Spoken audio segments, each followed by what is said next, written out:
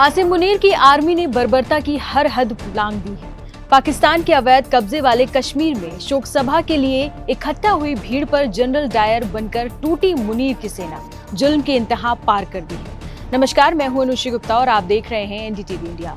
पाकिस्तानी सेना को विरोध की आवाजें सुनने की आदत नहीं है। पीओके के आम नागरिक ने जैसे ही अपने हक की आवाज बुलंद की, पाक आर्मी को ये नागवार गुजरा। सेना ने बेगुनाह कश्मीरियों पर गोलियां बरसा दी, जिसमें 30 से ज्यादा लोग मारे गए और 200 लोग घायल हो गए। बीते कई दिनों से पीओके में जगह जगह पाक सरकार के खिलाफ माहौल गर्म है। खासकर रावलकोट जंग का मैदान बना हुआ है। जम्मू कश्मीर ज्वाइंट अवामी एक्शन कमेटी के नेतृत्व में जनता अपने बुनियादी हकों के लिए आंदोलन कर रही है।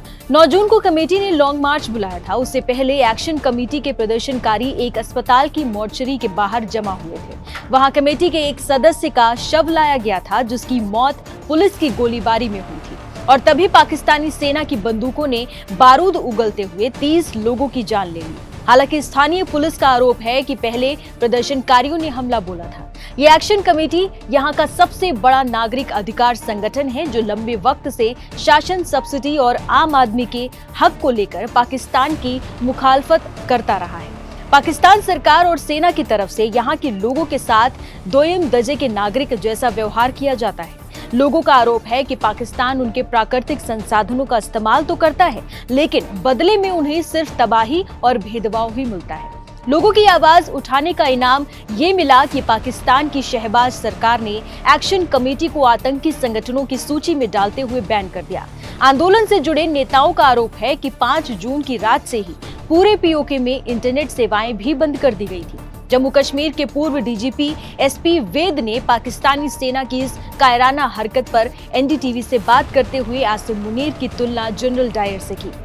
ये तो अनार्म्ड लोगों का मैसेकर है। मुझे लगता है ये जलियांवाला बाग की तरह का मैसेकर है।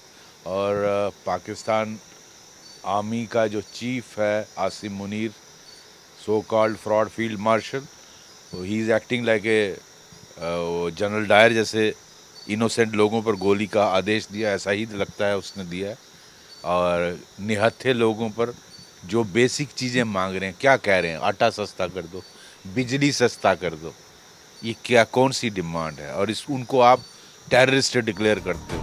जम्मू कश्मीर ज्वाइंट अवामी एक्शन कमेटी का दावा है कि पाकिस्तानी सेना न सिर्फ गोलियां चला रही है, बल्कि प्रदर्शनकारियों को अगवा भी कर रही है। अब तक 400 से ज्यादा लोगों को जेलों में ठूंस दिया गया है। अगर पाकिस्तान को लगता है कि भारत की नजर उस पर नहीं है, तो वो गलत है।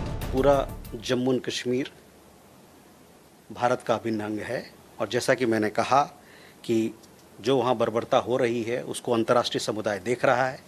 और ये हमारी उम्मीद है कि अंतर्राष्ट्रीय समुदाय पाकिस्तान को अपने दुष्कर्मों और अपने अत्याचारों के लिए उसको जवाबदेही ठहराएगा। पीओके में शहबाज सरकार और मुनीर की सेना के खिलाफ खुले मोर्चे की लपटें अब इंग्लैंड तक पहुंच चुकी है।